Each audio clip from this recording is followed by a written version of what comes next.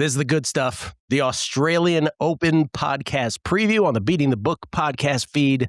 Gill Alexander. This gets more exciting than even football does, I think, at this point, for those of us who are into tennis as we are. Tennis hardos, as Drew Dinsick once called them. The Australian Open, we do all 4 slams, and we do Indian Wells. We give a nod to the 5th slam, if you will.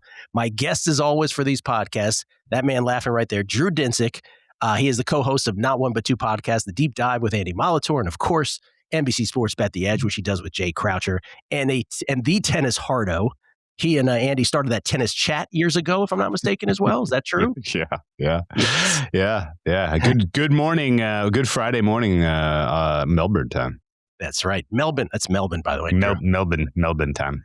By the way, it feels like Melbourne here. It is like 80 degrees and beautiful, beautiful weather here.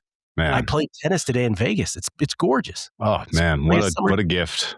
What a gift! Oh yeah. Well, sorry to the rest of the nation. I guess we're obligated to say that. And then Zach Cohen, who not only does everything at VSiN, VSiN.com, and multiple sports, but he also, and he'll have to update me on all the other tennis stuff he does. But he does Tennis Channel stuff, tennis.com. Tell me all the stuff you do, Zach. Zach Cohen, everybody. Yeah, I mean, Senior Editor at VSiN.com, so a lot of stuff for VSiN with Gill, but a little bit of stuff with Tennis Channel as well. Not as much as usual. We're not doing the Tennis Bet show anymore, but still doing some appearances on Second Serve and still doing some stuff for them video-wise as well. Okay, can we talk about that for a second? So Tennis Channel leaned into gambling, and then they decided, maybe not so much? I think so. I think that's what happened. I mean, there's just new leadership there in general, so just things have changed a lot. Yeah. I also think like the tennis establishment, I get why they're kind of anti-gambling, because the worst bettors in the world seem to be tennis bettors. When it comes to just harassing players. Yeah, you're right. Yeah, that's true. Player harassment's a huge problem. They were probably like expecting some sort of big affiliate parachute, and the affiliate money is evaporated. Probably true. That's right. Not great timing on that count. All right, before we do anything men's, women's, from a tournament long perspective, and then I don't know if Drew, if you even had a chance to look at first round matches, because there are some bangers on the men's side, Zach and I were just talking about. But I'm just curious, because I brought this up on a numbers game on the radio side, a couple just random things about this that I thought were noteworthy. One, and this is just me being curious. One, did you see the Sebastian Offner Bashavaredi qualifying thing? So for those who missed it, typically tiebreakers go to 7. If you're not a tennis hardo, you may not know that in some of these slams, and they've had a hard time homogenizing all the rules in all 4 slams. But apparently in the qualies in the Australian Open, it doesn't go to 7, it goes to 10, which was much of the surprise of Sebastian Offner, who thought he won the match, a qualifier, to advance to hope to get into the tournament itself. He got to 7-1. He raised his hands in victory, and the Australian umpire said, "Hey, mate, it's not over. We're going to 10. And he's like, "What? I didn't win?" He's like, "Nar, you didn't win." So there was that. So that's my first question. Did you guys know that the qualifiers go to 10 on the tiebreaker? I had no idea. I had no idea. Isn't that the decider goes to the super breaker anyway? Is that what it is?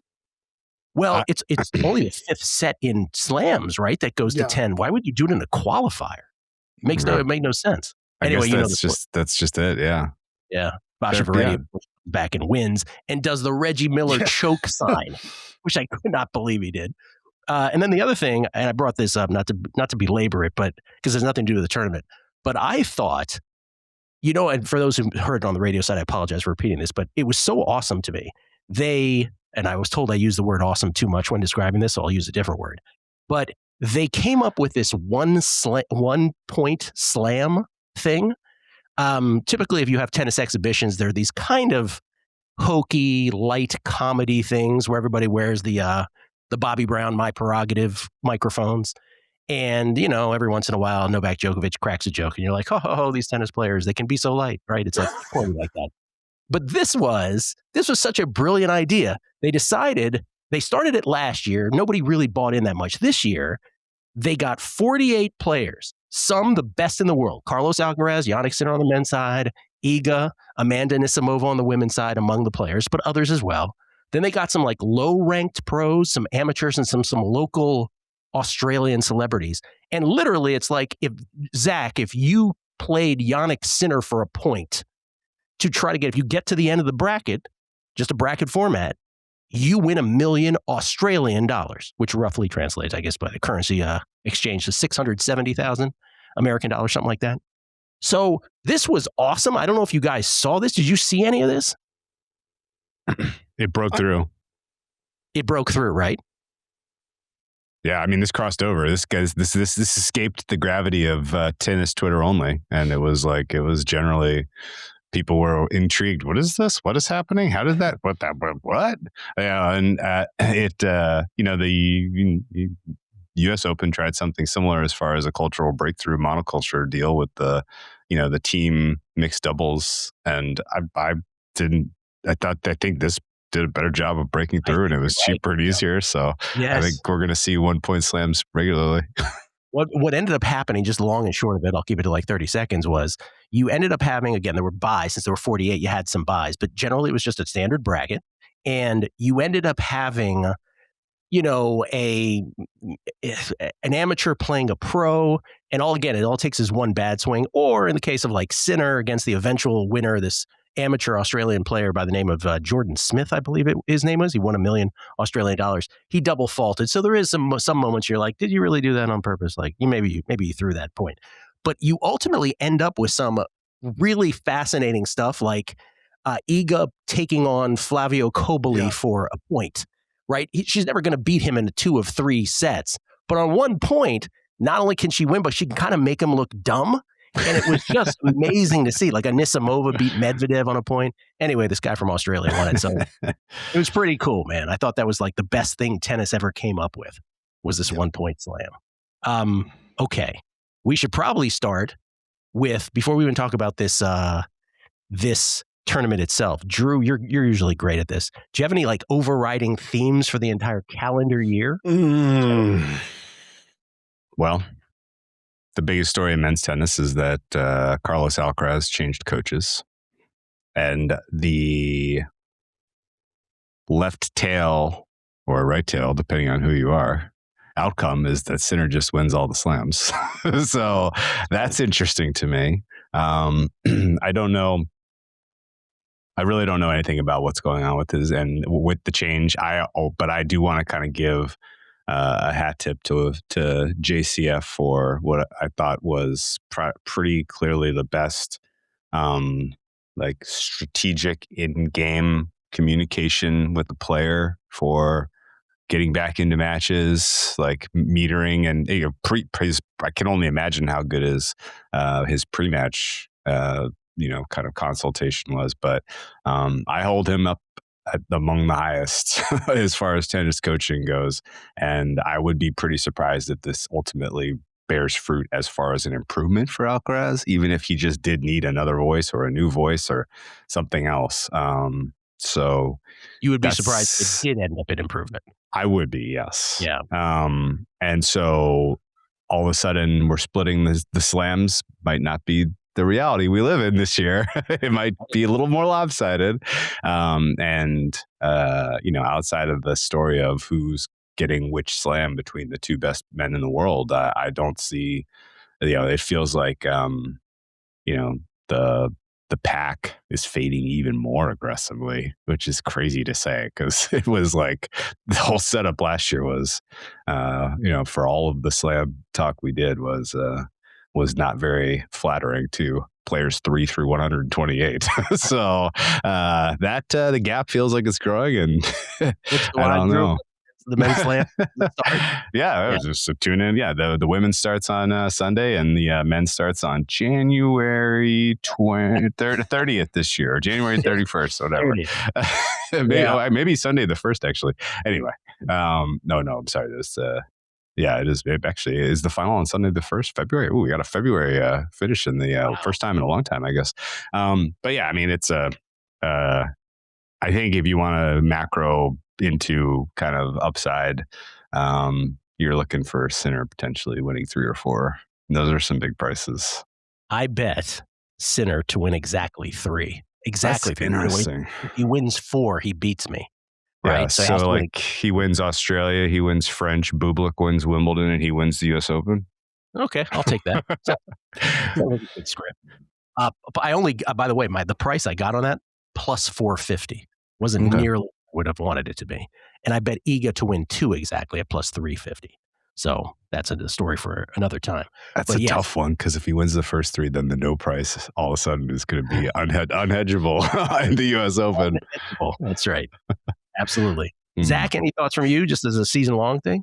Yeah, I mean, like with those two, it's one of them could get the career Grand Slam this year, or it's going to be, Alcaraz looking forward at the Australian and Sinner looking forward at the French. So that'll be interesting. And just kind of expanding on like the JCF stuff, I think that like the most reliable reporting that we saw was essentially that like Alcaraz's dad pushed him out a little bit. And like, some of it was just the meshing of personalities with him in the camp. I think that they think that Alcaraz needs those trips to Ibiza after, tournaments to kind of unwind. And Ferrero didn't really like that. He wants him to be all tennis all the time. And I think that, it was a really late decision because there was some contract stuff at play too. But the most interesting tidbit that I saw out of that, kind of drama was that they wanted to hire Andy Murray 2 years ago before Djokovic did, and Djokovic got to him first, and that is why Ferrero was extended for another year. Really? Yeah. I did not hear that. You're right about the timing, right? Usually if you do something, by the way, JCF is Drew and Zach's cool way of saying Juan Carlos Berger, by the way. So he's probably said it. But yeah, when you make a move like that, it's typically right after the ATP finals, or really even before the ATP finals, right? You don't really care that much about that if you're at that level. And it took all winter long, basically, just like a minute before this tournament started for that breakup to happen. So yeah, it's pretty interesting. And I agree with everything that Drew was saying about the fact that this makes the top, maybe it's not 2 above all. Maybe it still is 2 above all, but maybe it's weighted towards Sinner now in a way that it hasn't been. Only time will tell, I guess. Yeah. There's a world that's 1A, 1B, 3 through 128. And then there's a world where it's 1 gap, 2 gap, 3 through 128. Who's the 3rd best men's tennis player in the world? I was going to bring that up as like, how fast does it become Fonseca would have been my story for, outside of those two. Did we get ahead of ourselves with him last year? Probably. I don't think so. I think that his first year on tour, first full year on tour, stacked up really well with some of these guys, historically. So I think he's going to end up there. It's just a matter of, like I said, how quickly will it be? I think towards the end of this season, he might be, some really special player. I think he'll get there. I wonder if we got ahead of our skis a little bit, as they say. I kind of can't believe this, but my numbers say it's whatever is left of Djokovic, which seems wrong. That seems wrong. That's exactly what you're saying. Actually, you know what? It's Djokovic, and it's also on hard courts anyway. It's Medvedev and de Minaur also, but that's just hard courts. Somewhere in that group. Yeah. But, man. It's not Fonseca, I'll tell you that. Yeah, I mean, there's a whole cluster of guys who are between 19 and 24. And if you're giving me more than one pick, I'm just going to put them all in a bucket and say one of them breaks through and wins a couple Masters and finishes 3rd. Right? It could be Musetti. It could be Shelton. Draper's too injury prone to realistically sustain winning for long enough to get that nod, but his ceiling is certainly worthy of consideration for top 3. Fonseca is certainly in the mix there. Probably drawing the line there. I'm curious to see what happens of Jakub Mensik. His ace percentage is so outrageous. We could blink and, I don't want to spoil the pod coming up, but we could blink and he could be deep into week 2 and people are learning about his game. And he could rise pretty quickly. I'm curious of I don't know what to make of Felix Auger-Aliassime's career. I don't know if he only plays really, really well when the lights are not bright, and that's when I'm not watching. And so he accrues all this awesome data that I then look and I'm like, what? What is he doing here? He got to the semis of the U.S. Open, though, right? That was his biggest slam performance. He's got there twice, right? Twice, is it? Yeah. In his career, yeah. But I don't know. It feels like he accrues great statistics in garbage time when I'm not paying attention. So, he could, but that said, he could have turned a corner or whatever was keeping him from finding another level. So I would put him in the bucket of could finish third. Zach, Fonseca is your guy, you think? Yeah. I think by the end of the year, we'll be talking about Fonseca as the third best player. I don't know how fast it'll be, but I do think that he will be viewed as the third best player, or at least, the one that we're talking about heading into 2027 with the potential to win a slam. Right. Have you seen the physical step forward for him? Well, that's what I want to see. That's where I think the last thing is improving physically, improving the movement. I think all of that's what we need to see this year. Okay. All right. Well, the draw is out. The draw came out yesterday, or I should say yesterday our time, but this morning Melbourne time. And let's just break this down. So Q1, some of the names, which is Carlitos is quarter. Carlos Alcaraz, Tommy Paul is in there. Alexander Bublik, who you mentioned. Alex de Minaur, Davidovich Fokina, if you want to keep going down that list, but that's about as low as I'll go there. Q2 has Medvedev is actually the short shot. By the way, Alcaraz prohibitive favorite in Q1, I think $5 favorite. Medvedev is just shorter than Zverev in Q2. I was hoping he would be longer, Medvedev, but he's not. Rublev also in there, Lerner Tien, Auger-Aliassime, as you mentioned. Q3 is the Djokovic Fritz quarter, but also includes Musetti, Mahach, and Dimitrov. And Q4 is the Sinner quarter, which has Shelton, Humbert, Ruud, Khachanov, and Fonseca in there. Are we throwing Q1 and Q4 out as unbettable because of Carlitos and Sinner? Let's just start there. I'm not. I don't know. I'm not either. Q4 is the quarter of death because Sinner's in there. Yeah. I have Sinner. I don't think there's any chance Sinner loses before the semis. Q1 though. Yeah. I don't want to just have a whole pod dumping on Alcaraz because he's such a fun player and I hope he doesn't suck this year.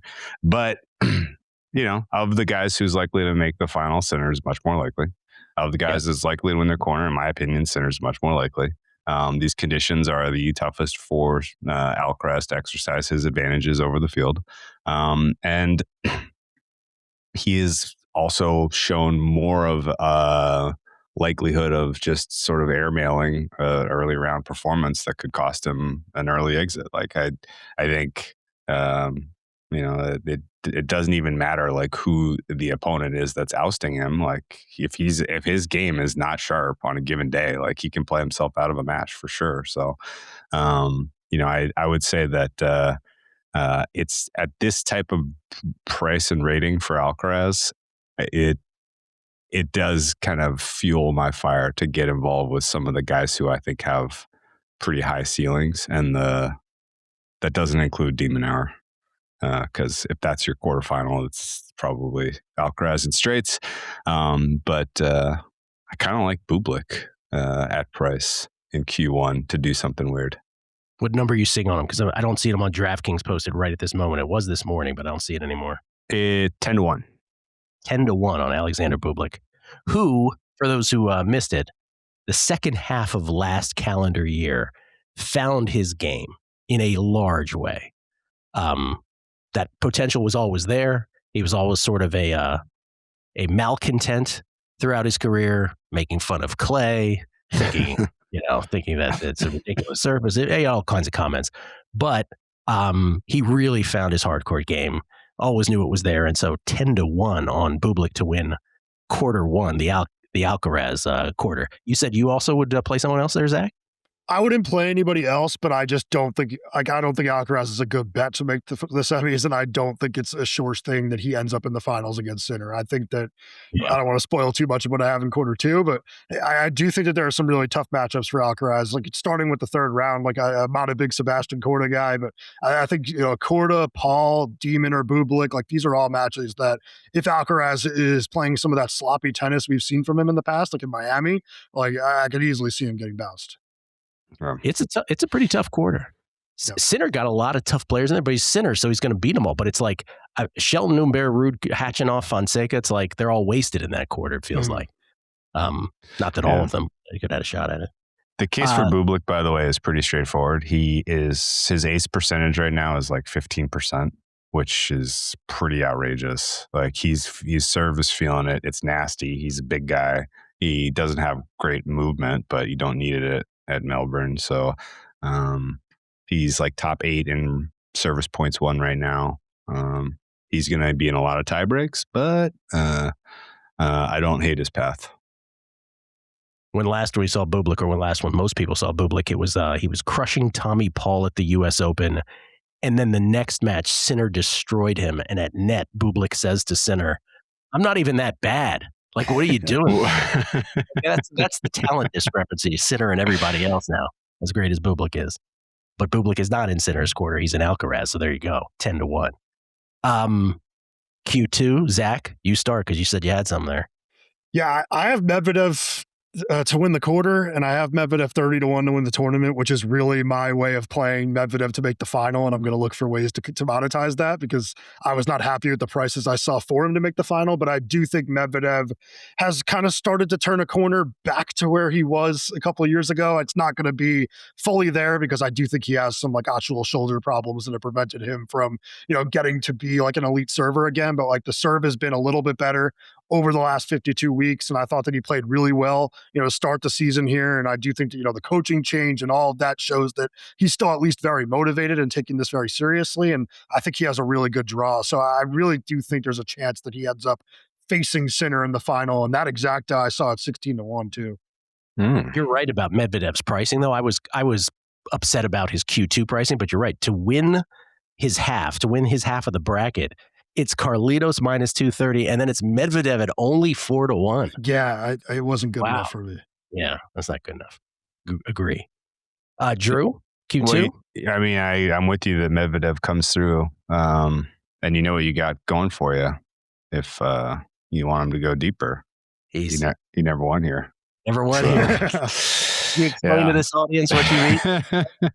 Yeah. If you're listening to this podcast and you don't already know about this, I'm about to blow your mind. He's won 22 titles on the ATP Tour, and they have been in 22 different tournaments, which is absurd. One for the only time we'll ever see this. Probably, I can't even imagine how we got here. I remember hearing this when he was like 10 tournaments in, and being like, "Damn." Like, holy shit! Like, this guy is this. How is he doing this? Like, you figure, one of the kind of secret sauce of my handicap is literally like, how well have you played here in years past? Because that is usually instructive of, the conditions, the environment, your preparation, all of it went well, right? And so you typically see players who thrive at given venues, given tournaments. Sometimes it's just motivation because they're defending points. For him to have never backed up a title is insane. It's incredible. I said to you off air the other day, I was like, if you tried to do this, you couldn't do this, right? You couldn't. To win at a different place every time. Tennis players don't typically have that kind of career. Yeah, and what was his comment? He was like, they got to make more tournaments so I can win more. Yeah. I mean, there's only like 34, 35 cities on the ATP Tour, or 35 like hard court stops. Right. He's not going to win a clay tournament, I guess. I mean, he won one, but he's probably not going to win another one. He's running out of cities with hardcore tournaments that he hasn't already won, and this is one of them. I will say he famously did not win this title twice. Oh, right. Almost did. Close. He almost did. Yeah, but he didn't. The ghost will be very much in his head, in my opinion, if he's up a set or two against Sinner in the final. So I fell asleep thinking that he won, and it was against Nadal. Nadal. Oh my God, dude. He was up 4-2 in the third. I'm almost sure. He was up a break and up 2-0 up a break in the third, and Nadal could barely move. He had like an ab tear or something insane, and he came back to win very improbably. That will go down as one of the wilder slam results of all time. But that said, Medvedev still has unfinished business here. Unfinished business, and I got him third behind Sinner and Alcaraz in terms of raw numbers. By the way, Ben Shelton is trending, so I was like curious why he lost to Baez. So the Twitter match fixing crowd is out about Ben Shelton today. Or he just wanted to get to Melbourne is maybe perhaps the bigger headline of that. Or he just lost about Baez, either way. Q3, I have a play. I haven't made this bet yet, but I think I'm going to. Any guesses? This is fun. I'll take Tsitsipas to win. No. God. No. What kind of price point are we talking about? Pretty cool single digits. Fairly cool single digits. Well, I mean, Fritz would have been the kind of easy guess just because his service numbers have been just as good as you would imagine, despite the fact that he hasn't really backing it up with results.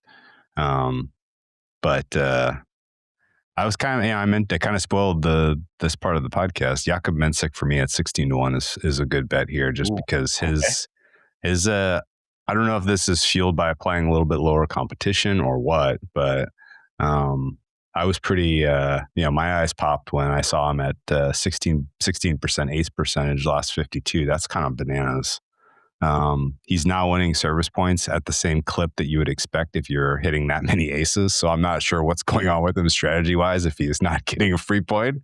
But if presumably he's so young, like if he looks surprisingly live, I'm not going to be surprised just considering that he is serving that effectively. Mensik, one of these players that when he first broke out on the scene, his numbers preceded his prices. Yeah, and he was just a boon for betting him. I think he still is really. Yeah, you're saying let me see what Sackman has him for quarter finalist here. He's got him. Yeah, my numbers are so close to Sackman's at this point. I don't know that I have much of an edge on the market if anyone else is using them. He's got Mensik 6% to win QF. I'm a little better than that. Which numbers are these, Drew, that you're quoting here? Tennis Abstract, Australian Open men's forecast. He is way, way, way out there on Djokovic because he's not, in my opinion, doing enough time decay for kind of current form. It's still reflecting a lot of the past greatness, but so he's got Djokovic at 71% to win the quarter. 54% to win the quarter, and then Mensik closer to 3, which I think is too low. But 16-1 for Mensik looks good to me to win Q3. I took Musetti 6-1. Musetti. My hardcore numbers on him are really good, and he's had a pretty good start to the season here. Beat Rublev, blanking on who else he beat. Like the way he's playing. I like that number. And I think I just think as I look at that quarter, Dimitrov been hanging out with his girlfriend too much. You know what kind of scares me is Mahach. Kind of scares me a little bit. Fritz, Djokovic, obviously. But at the price, I like Musetti. In that. By the way, I'm glad you brought up Tennis Abstract. I'm looking desperately for the tweet now because somebody during a numbers game this morning asked specifically about what it is that you look at with your tennis handicapping. And they brought up Tennis Abstract. So there's some corroboration on it from Drew that he definitely is looking at that when handicapping tennis. Zach, you're more of a feel guy, right? You're just watching a lot of tennis. I watch a lot, but I also use Tennis Abstract and Tennis Viz and Tennis Data Innovations. Like when you watch the matches and they tell you forehand quality, shot quality, stuff like that. I look at that a lot. So, I'm kind of always looking at data, but I do go on feel a lot. This is a really weird quarter for me because Fritz and Musetti both, I would think that they have great chances, but both are kind of banged up right now. Banged up. By the way, speaking of banged up, no Arthur Fils in this tournament. His back still acting up. No Jack Draper, as Drew mentioned. The arm injury, and no Holger Vitus Nodskov Rune with the Achilles injury still. Which, knock on wood, I'm surprised more guys don't get these Achilles injuries, but Rune had one, so he's out of this. I gotta say, if you're high on Musetti, that makes me feel even better about Bublik, because I thought Bublik worked him in Hong Kong. Yes, he did. Yep. So Bublik interesting. Okay.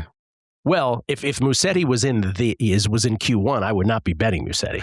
I just don't feel like Q3 is. I just feel like Q3 is there for the taking. Okay. And Djokovic, we'll see, right? What do we expect out of Djokovic? That he's a legit contender for a 25th slam, or not really? Drew's already shaking his head. No. I don't know what the plan is, man. I'm just showing up for the slams, probably. But yeah. I think it's just really hard for him to retire knowing that he's the third best player. So he's almost needs to be put out of his misery in a way that like people need to pass him or he's not going to go. That sounds right. He can't be 1 or 2. Well, he's also making a lot of money, I'm sure. So he likes that, I know. They maybe just want to hang out at home. I want to. That's a possibility. Yeah. I'm curious what you all think of some of these first round matches. I haven't looked at the first round matches or haven't handicapped them yet, but there are some unbelievable first round matches. I'm just like glancing at some of these. Zach and I were talking about this before we came on. Dimonor and Berrettini are playing first round. Diallo and Sasha Zverev in the first round. Just glancing down on some of these other ones. Giron is playing Lerner Tien in the first round, where Lerner Tien is a minus 189 favorite. Giron has had a good little run here on hard courts before the Australian Open. Who is Shelton playing again, Zach? Humbert. Really good match. It's a first round match. So some of these Zach, who watches more tennis than me, does Lerner Tien pass the eye test? Not for me. I don't like the way people talk about him at all. And I don't either. Total chump move too, playing the next gen ATP finals as like an older player and just running through it. Yeah. So interesting you guys bring that because somebody brought that up this morning on a tweet. They're like, what about Lerner Tien? So there you go. There's your answer. What about him? Yeah. Mickelson plays Hatchinoff in the first round. I mean, that's a ridiculous. Baez, who just beat Shelton, is taking on Mepechi Pericard. Men's first round is bananas. By the way, this starts on Saturday our time, not Sunday. People should know as well. Saturday night. Yep. Saturday night. Yeah, because I'm used to the old school thing where we would watch football on a Sunday and then the Australian Open would start Sunday night. No longer. I think last year was the first year they went Saturday. Maybe I'm wrong about that. Anything else on the men's side? So bottom line is it's Sinner versus somebody, and Sinner's winning it all. Yeah, it's probably Sinner Alcaraz. Yeah. I don't want to overblow it, but I think I've talked myself into Sinner over Medvedev exacta 20-1. Ooh, where is that available? Bet365. You actually don't even have to decide the winner. It's just who will play in the finals. So a matchup. Yep. Sinner and Medvedev finals matchup. What was the number? 20-1.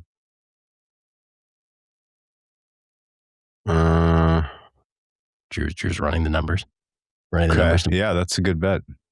Okay. Bet365. Whether you swear by Bet365 on these kinds of days, huh, Zach? I like them in Bet Rivers. I think that they get stuff up the fastest and have the most options for tennis usually. Yeah. Yeah. Okay. So 100% chance Sinner's there, and I got about a 12% chance Medvedev's there. So that's a good bet. Okay. To the lady side, which is obviously not nearly as clear cut at the top. Aryna Sabalenka, number 1 player in the world. Iga Swiatek, number 2 ranked player in the world. And then it's, we'll see as the season goes on. Will it be Coco Gauff? Will it be Jessie Pegula? Will it be Mira Andreeva? Is this the year she gets up to the top of tennis?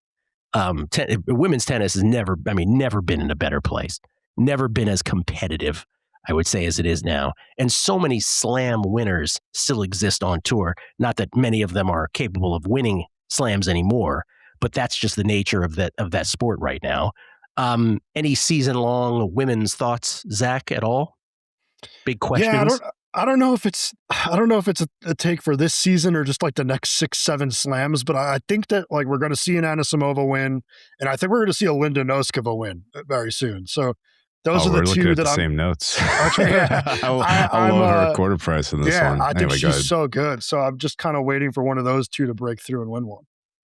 Well, Anisimova was in the last 2 slam finals. I think everybody's sort of expecting that. She got bageled by Iga at Wimbledon, and then she put up a really good fight against Sabalenka at the U.S. Open. So it is, and numbers-wise, I have her on hard courts in the top 6 comfortably with Swiatek, Sabalenka, Pegula, Rybakina, and Osaka still lurking with really good numbers. Yeah. I laid the games with Sabalenka against Anisimova. Anisimova put up the perfect amount of fight.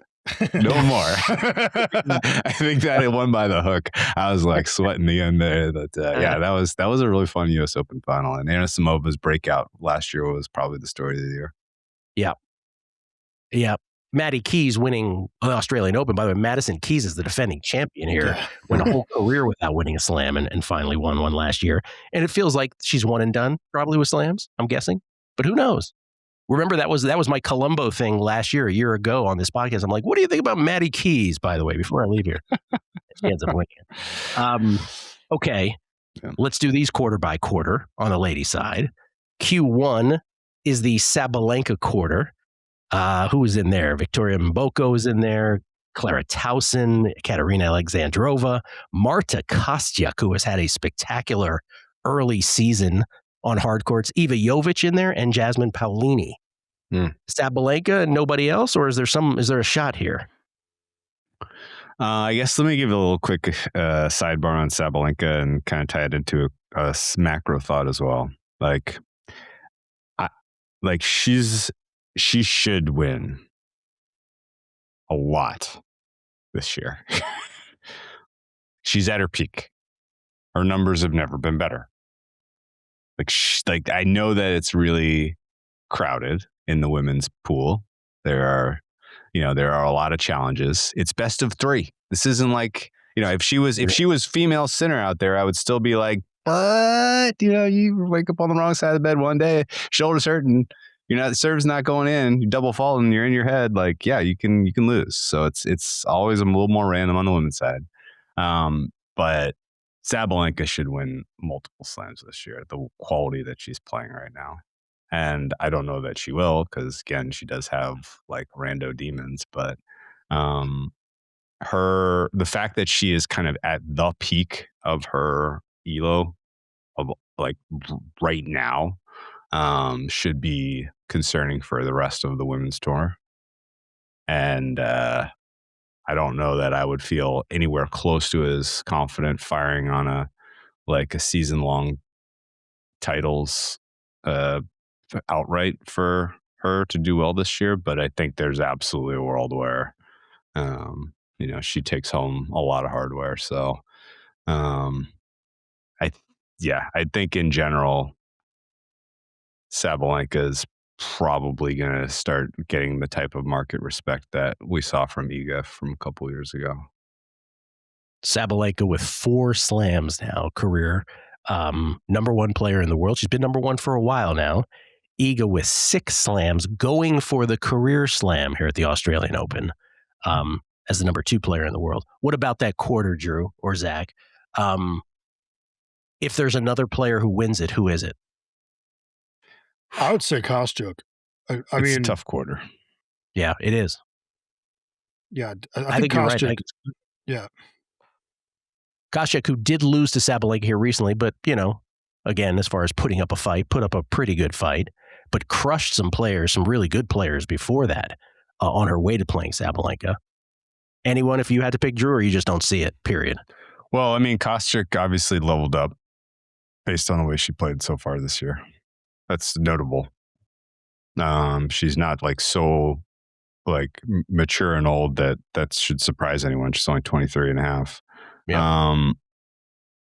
I have her on the fringes of the top 10 right now.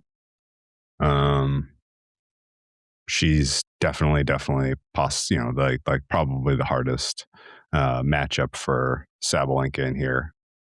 The second seeded player in here, Paolini, would probably be my 5th choice in this section of the draw, which is kind of, again, speaking to how good it is, how deep it is. Townsend can play, although I haven't seen her do anything special in a long time. Alexandrova's can serve, so she could ultimately surprise. She's at top 6 in terms of service points won. It looks even better on hard court for her. She's hitting aces at a pretty high clip, so Alexandrova is going to be a tough out. Probably the best match in that quarter is going to be Alexandrova Kostyuk.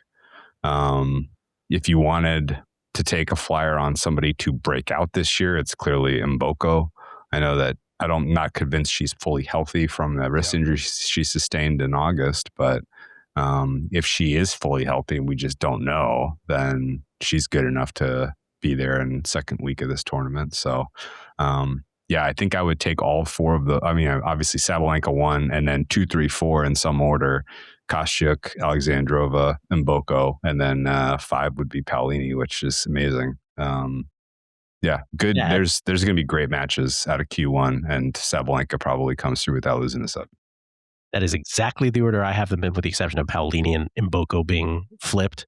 But I also have Kostyuk as the 12th best player on hard courts. Wow.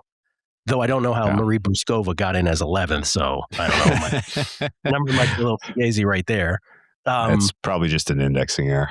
Yeah, but it corroborates what you're saying. She's right up there, just on the cusp of the rest of the big names in tennis, in women's tennis.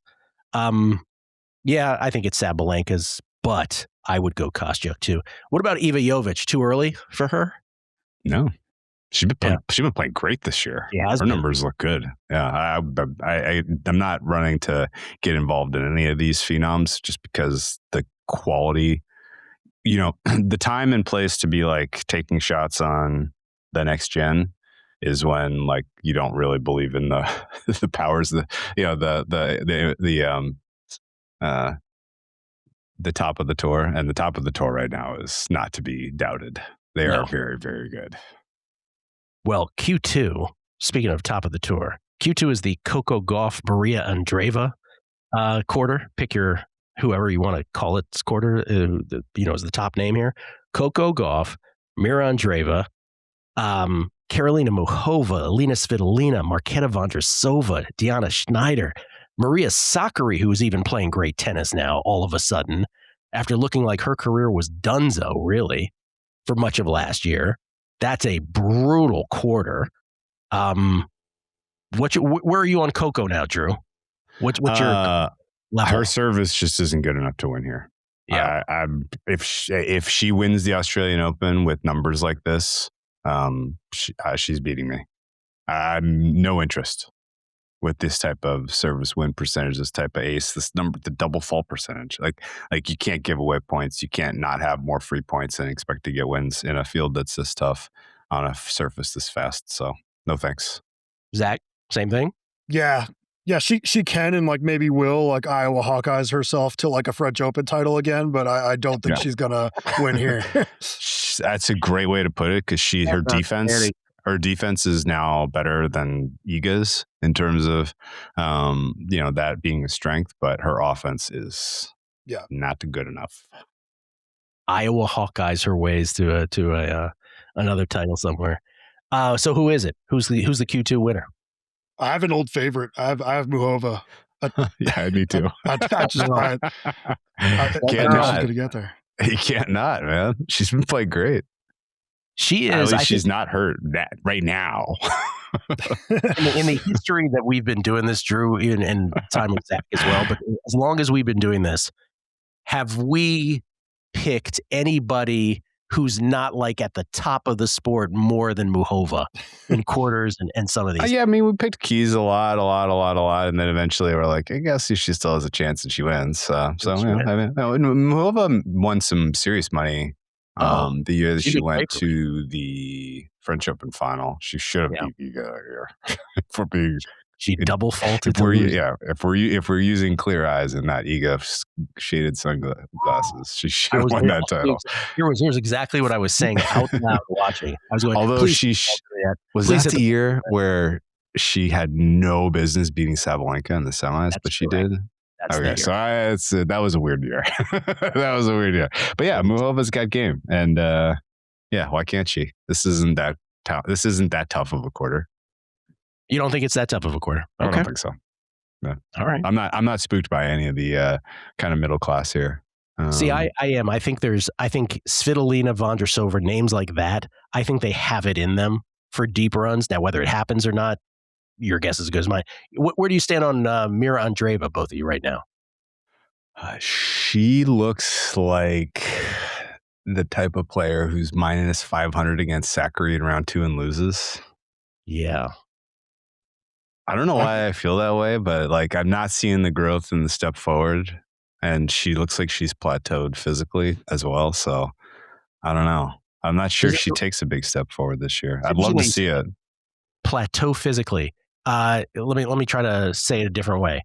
Just doesn't look all that athletic out there sometimes, or the build doesn't look athletic? Like what are you getting at exactly? I mean, I plateaued athletically as in like she was like coming into her like adult strength. Yes. And didn't really and playing relatively little bit difficult to plan for tennis, which I think got her some surprising victories. She overpowered a lot of known players in big moments and big tournaments, which helped really kind of fire her elevation. She won Indian Wells last year very convincingly, and it was like, okay, like now your mental kind of aptitude for winning a tennis match is catching up to the physical tool set you got.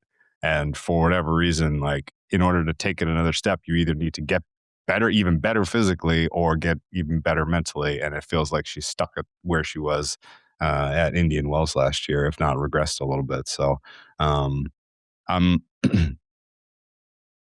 would like to see her succeed. I would like to see her be kind of in the mix as a top 4-ish player in the women's tour. But I also feel like this type of tournament this early in the season without a lot of reps, with some of the rust that she showed in the warm-up events, somebody like Zachary could surprise her. This is the quirky thing about tennis, right? People are familiar that golf waits till, the Masters, the Players' Championship and the Masters a few months into the golf season. But tennis, it's like we start 3 weeks into like slam. Yeah. Here we go. We're into it. Zach Andreeva, also, you feel that way as well? It's the mental thing for me as well. Like, I think it's going to happen. I might need to see it happen before I believe it's going to again. So like I might not be on her until she actually wins one. But I saw a quote the other day where she said that she prefers playing in like a hostile environment as opposed to a friendly one. And I'm like, are you sure about that? Did you watch the match against Lois Poisson or whatever? That is not correct. That is definitely not correct. Yeah, like she is not a crowd silencer. So I'm surprised she said that. It's amazing. We had Rick Gaiman on talking about golf the other day on the radio side, and he was talking about Colin Morikawa, and his line was, and it stuck with me because this applies to someone like Andreeva. His line was, Morikawa is the worst narrator of his own career. And that's what we're talking about with Andreeva. All right, so Muhova is our girl there in Q2. I would agree with that, by the way. Not likely to make a run here because their service isn't strong enough, but if there's a woman in the quarter two who we end up bringing up on the other 3 podcasts, it's probably Ayala. Her game is pretty sophisticated for her age, and she could come along this year and be a problem, particularly on clay, the way her numbers look. To me, at least, like she could be a factor. Maybe Indian Wells even. I wouldn't be surprised. So put a little pin on her and follow her. If she does well here, that's a sign to buy for the future. Because this is not a good fit for her. Alexander Ayala, who burst onto the scene last year by beating Iga in Miami, a tournament that Iga had won before. And it was like the tennis, what was the equivalent of that? I mean, somebody that had absolutely zero chance prior to that match, the way that we thought about Ayala. And then from that point on, it wasn't just that match. He had a great year of tennis and won a tournament. First Filipino winner ever. Filipino woman ever to win a tournament on the tour. She should have won too. Should have won too. She should have won Eastbourne, but I think she lost in deciding tiebreak. A 10-point decider. Eastbourne, the old 3-week run up to Wimbledon on grass. The Taylor Fritz Invitational. That's right. Is that the one where the building is right on the court, basically? Was that the one? Is that Eastbourne? One of those is beautiful, where like the brick building is like basically on the doubles alley. That's Queens. That's Queens. That's Queens. Right. All right, Q3, I think I have a bet. This is Eastbourne is the one with the seagulls. That's how the Taylor Fritz Invitational has, like, it's like at the shore, it's like the holiday spot for all the London folks. They go out to Eastbourne, and it's just incessant seagulls on the broadcast. That's right. Eastbourne. If anyone is listening to this in England, they will have to check me on this, but I remember somebody saying Eastbourne, not the most beautiful place in the world. It's their beach, though. It's like Jersey City. Their beach. Q3, I think I have a play. This is Amanda Nisimova, who's the short shot to win this quarter. The aforementioned Linda Noskova is in there as well. Madison Keys, the defending champion, is in there. I just want to mention Leela because I like Leela Fernandez. She's in there as well. But Jessie Pegula is in there.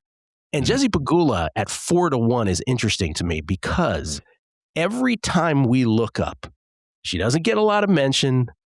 She doesn't get considered at the elite of the elite, right behind the elite, usually like, the fifth best player in the world kind of thing. And yet you look up at the numbers, and I got it as Swiatek, Sabalenka, and Pegula. 1, 2, 3 on hard still. That's what I have. So to me, there's value on her still. She is the most consistent player on tour. What was your 1, 2, 3 again? Swiatek, Sabalenka, Pegula, Rybakina is 1, 2, 3, 4, and then Osaka 5 and Anisimova 6. What do you got? I have Sabalenka gap, Rybakina, Iga pretty close for hard. We'll get to that, I guess, in a second. I don't want to spoil it. Q3 is kind of boring. Take a flyer on Noskova.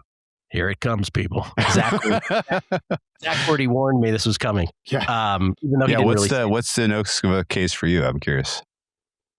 I don't have Noskova here. I actually, I just think it's going to happen. I think Gill was talking about my dog barking. That's the. I warned the dog was going to bark at some point. No, I have 2 plays to win this tournament, and one of them is Anisimova. So. Okay. Yeah. What I was talking about was you said you had something. Do you think the best bet? And I think that's coming up right here. We go. I think that we should wait till after quarter 4. It's a tournament play as well. Okay. Well, I'll do a little deeper analysis then for Q3. Okay. Anisimova, I think, needs more time to kind of ramp up because of how hard and long she played into last season, and that being relatively new for her. If she does well here, it will be awesome. Zach's kind of general vibe of she's ready to pop, she's ready to win a title at the slam level is very true. My guess is this is too early in the season considering how much she played. I've lost count of how many times there's been sort of an obvious breakout player on a given year. Like, this player is taking the next step. I know it. And then they played too much into the fall and underwhelming here. And to me, Anisimova's in that category, despite her very good numbers. I don't see enough power in her from the standpoint of service. Service points wins is under 60%.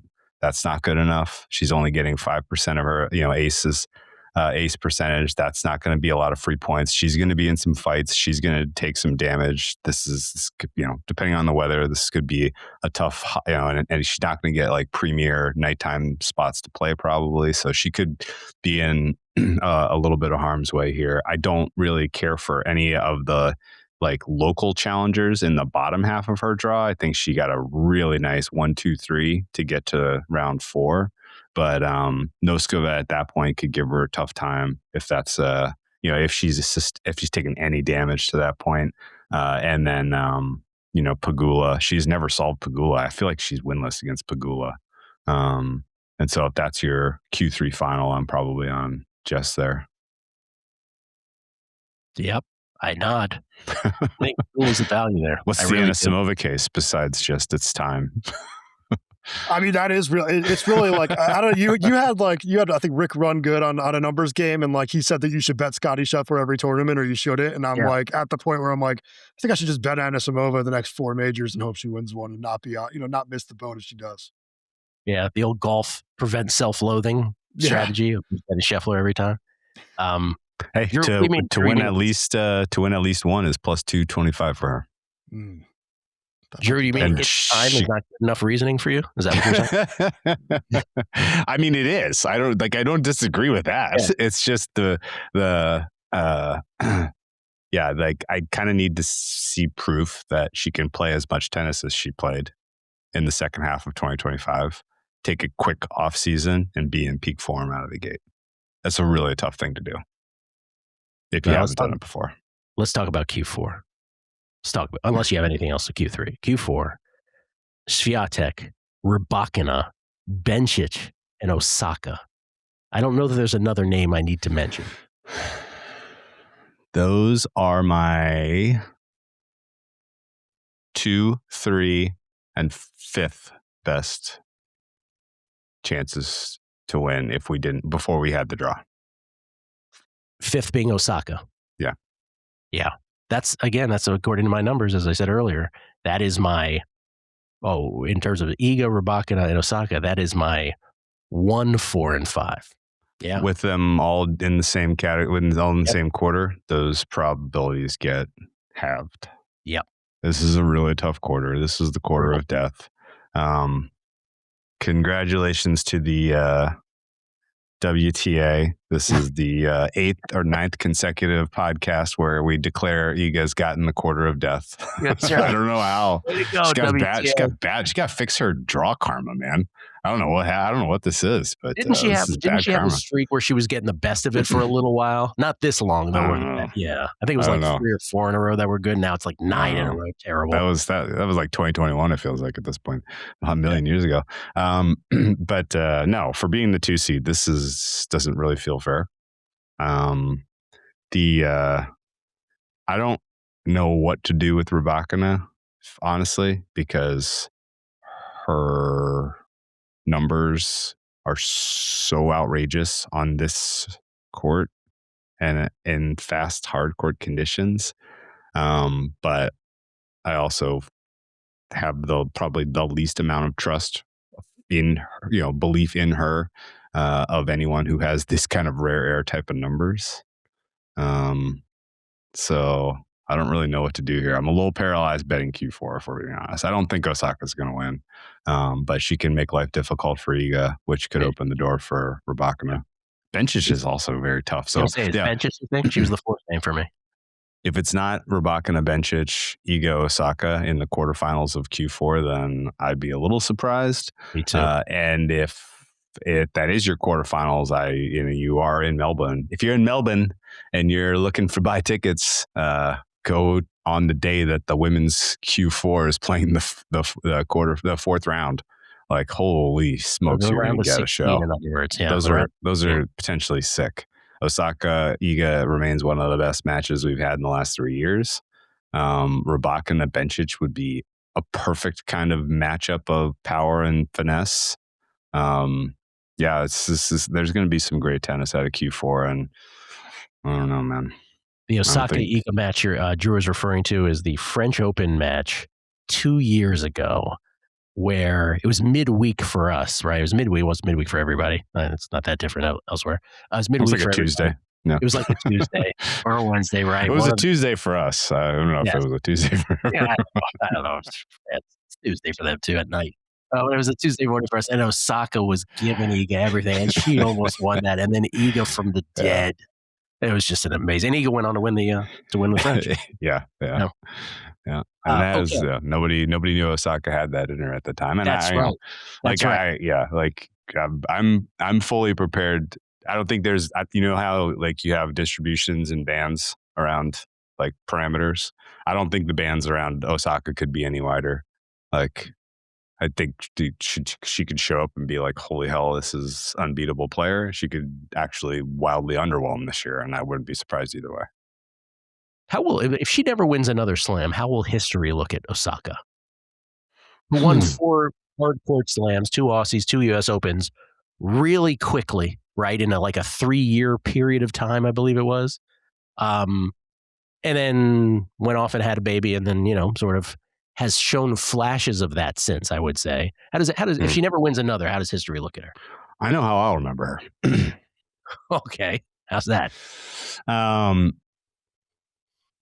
Million years ago, I was doing content for SBR. Remember the sports book review website that used to have odds, and Absolutely.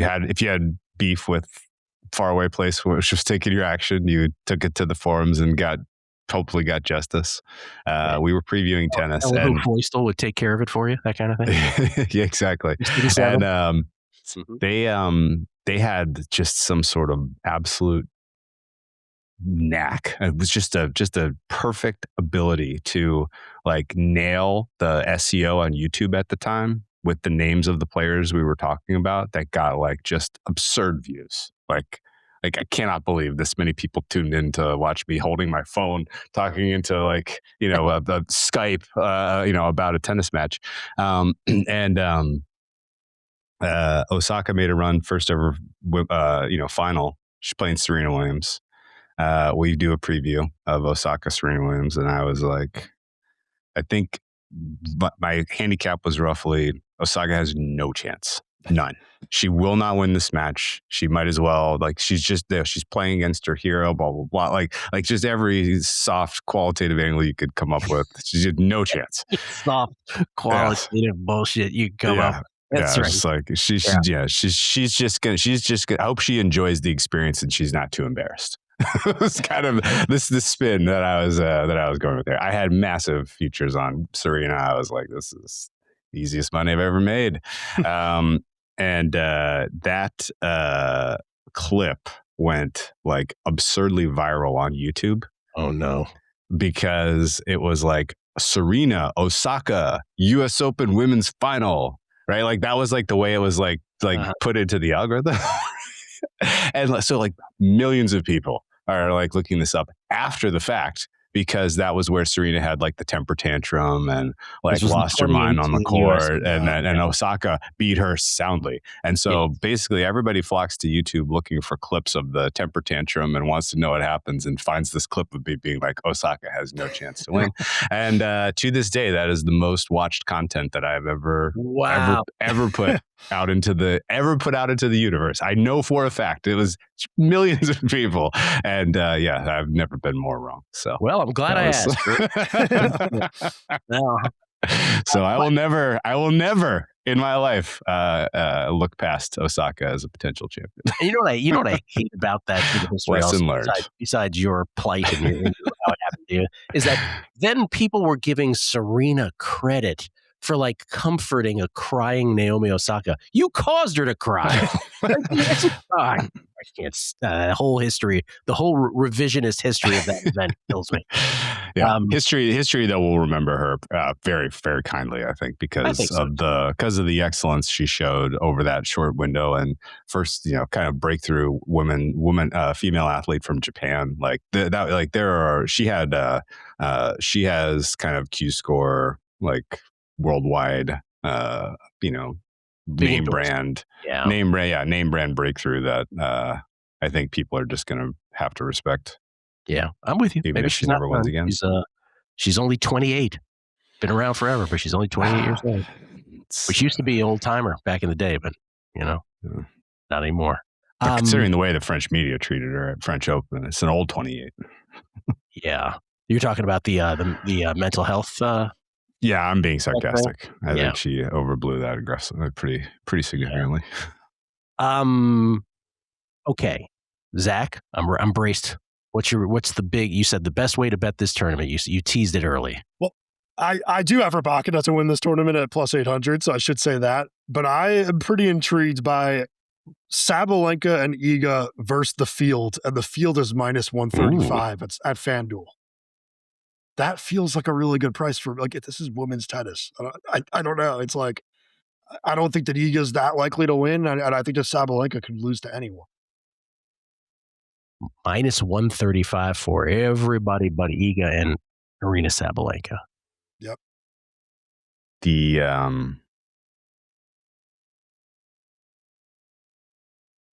The math is going to be really tough to get out of that if either of them makes the final. Yeah. Yep. And if they both make the final, they'd already lost. That's another problem with that one. Is like usually, but if they meet in the finals, that bet's not one. You're in trouble. You're in trouble. No, either one of them in the finals against not the other one is going to be like minus 500. 400 minus 400. Somewhat likely that both of them are not in the final. What was Sabalenka and Asimova? That was shorter than 500, I guess. Ooh, I don't know. That was like minus 250, minus 300, I think. It was in that range. So maybe it'll be shorter and you won't be that under.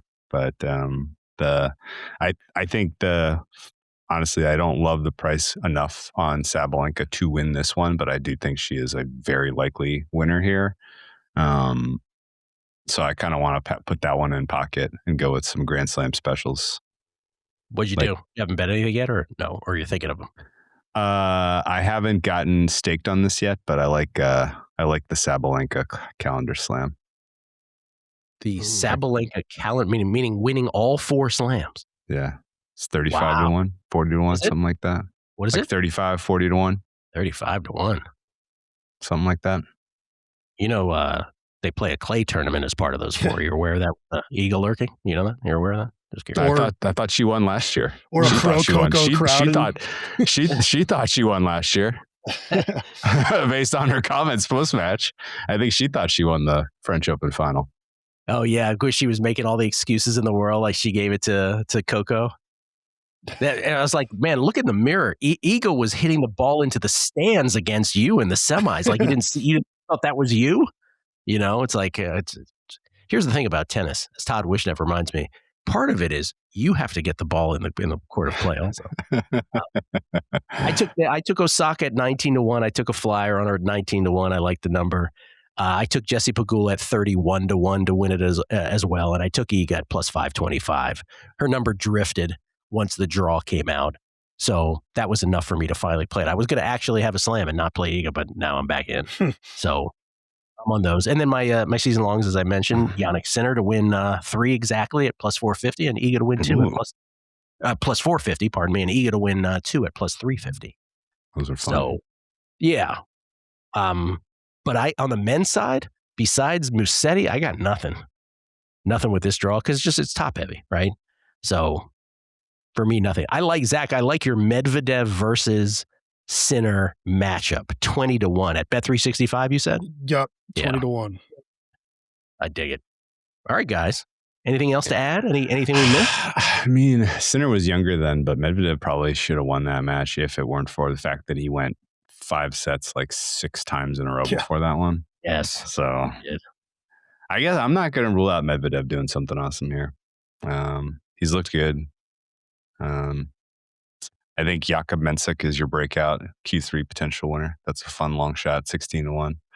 Yeah, and I think to the degree we're talking about season long insane stuff, the Grand Slam special on Sinner to win 3 or more is plus 275.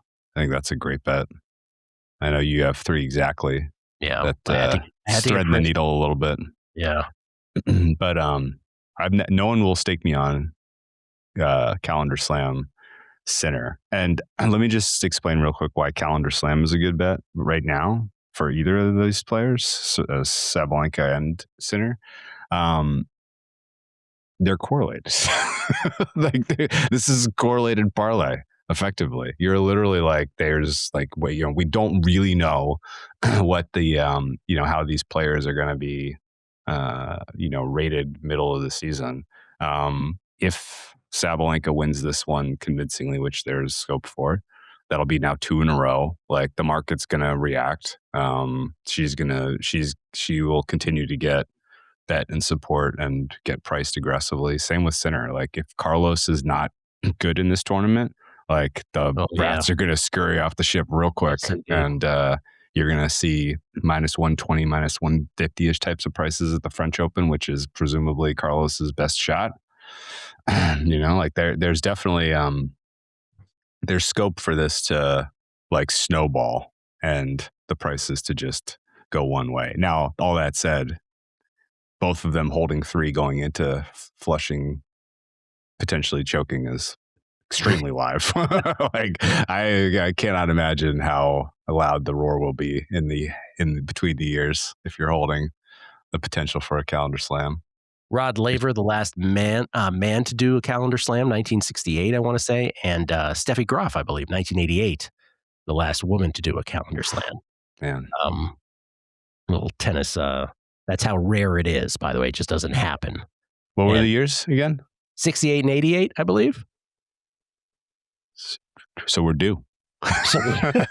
We're due. Do some quick math. Oh, we're due. I just wanted to say we were due. Oh, before we wrap, by the way, yes. Kelly promised the people we would talk a little Australian wine. Oh my God! Thank God. If they made it this far, an hour and 9 minutes in, congratulations! Well, with us. Here's Kelly your dessert. Producer of the Numbers Game has a request of Drew. Drew, would you like to say what the request is that you will comply with now? Yeah, this is something that's not very widely discussed and something people are probably very curious of. But, among the recognized excellent wine growing regions worldwide, Australia is among them. Really? And people want to know what are the top wines to shop for if you're shopping for Australian wines. And I will tell you a couple things. You're going to get pretty dang close to the quality you would get from a Napa Cab. If you get a Cabernet from anywhere near Adelaide, South Australia is sort of the wine capital of the continent. And there are a number of really, really outstanding growers there. The most famous is Penfolds. They do Cabernet and they do Shiraz. And you might say, what the hell is Shiraz? Well, that's the Australian weird way that they describe Syrah, which of course is a very, very well-known French grape from the Southern Rhone. Sure. And so, yes, you can get your Shiraz, you can get your Cabernet Sauv, and they do a lot of amazing blends. And the reason it's worth noting Australian wine is because they are affordable. Top quality stuff there that will go toe to toe with anything you find in the States. Many things you will find in Europe. $20-$30 bottle tops. Penfolds is the exception. Like they are so well known worldwide that stuff was like in the hundreds. But in general, anything from South Australia, Cab, Syrah, Cab Shiraz or Cab Shiraz blends are outstanding. You can probably try it for under 10 if you're at your local proprietor and see what you think. Shiraz and what they're known for, like it as like a tasting. You can obviously find better Shiraz in France. You can obviously find better Cab in both Bordeaux and Napa, but you don't find anyone else on earth blending those two together.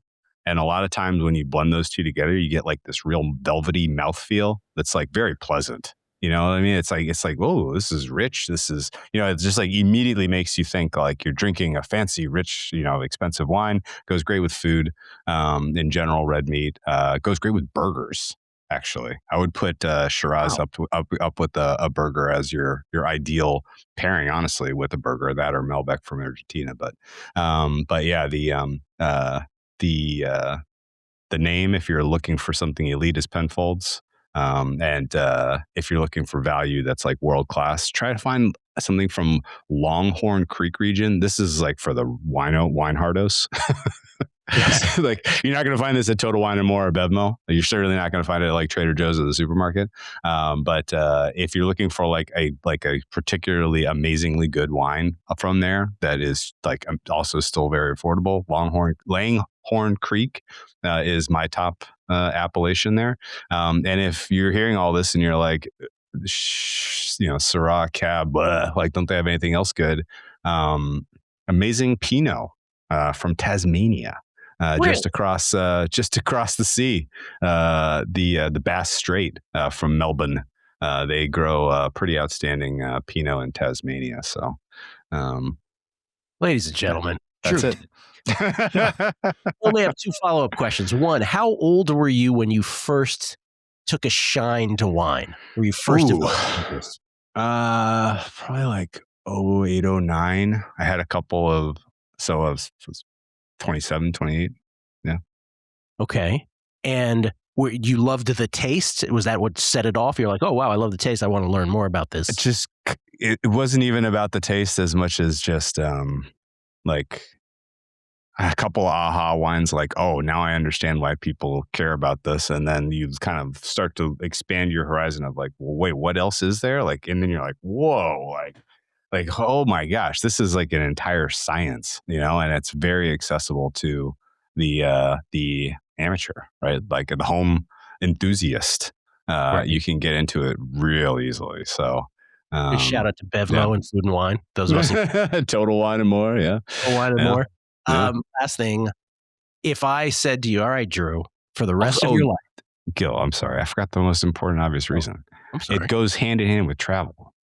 Oh, there it is. Like you can like that. I will almost exclusively look and plan travel, like long extended travel in regions where I'm interested to try the wine, visit the vineyards, see what they're up making locally, because it's almost always better there than you're going to get at home. Some people follow the Grateful Dead around. You travel That's right. based on wine. So I said to you now, for the rest of your life, we're taking everything away from you but one thing. You can't have any two of these. You have to have one. Tennis handicapping, your day job during the week, Olympics expertise. You can have my job if you want. Yeah, the job is not part of it. Okay, sorry. People are getting it. Or wine. Like, what is the thing you enjoy more than any of the above? Or the most of all of the above, I should say. I would put travel first, wine second, handicapping third. Okay. And yeah. I don't know if you heard us suggest this, but you and Chris Fowler from ESPN share both a love of not only tennis, but wine also. So we believe that the greatest podcast ever would be the Chris Fowler Tennis and Wine podcast coming to a feed near you. So we're going to try to make that happen. He's more well compensated than I am. So there's a good chance he's tried better wines than I have. Could be called wine calls. There you go. Yes. I love it. Wine calls. Drew Dinsick at whale_capper on Twitter, which I don't think I mentioned earlier. The podcast, again, The Deep Dive with Andy Molitor, who we love. You guys do a great job on The Deep Dive sports. And you have a dedicated wine pod on Fridays, right? Is that just a segment. Wine of the week. Just a segment. Okay. Not the whole I'm excited for tomorrow's wine of the week, though. So yeah. Wine of the week.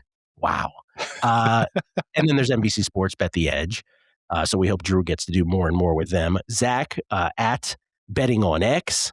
Again, hope he would do more Tennis Channel stuff, but you're telling me they've sort of rethought things. They'll be back. They'll be back. That's right. We're doing more with VSiN though. We're going to have some daily videos throughout the tournament, so it'll be different. What's our page on the website? Do we have a dedicated Australian Open page now? I don't know if I should give it out yet because I haven't written my preview yet, so there might not be anything on it. I will tweet it when it's ready. He'll tweet it at Betting on X when it's ready. All right. Gentlemen, always a pleasure. We'll reconvene before Indian Wells, where they always botch the draw. But we'll try to do it. Love doing this with both of you. Wouldn't dream of doing it without you guys. So thank you to you both, and thank you to everyone for listening. Good luck. The Australian Open begins stateside Saturday evening. Good luck with all your bets. Thanks for listening.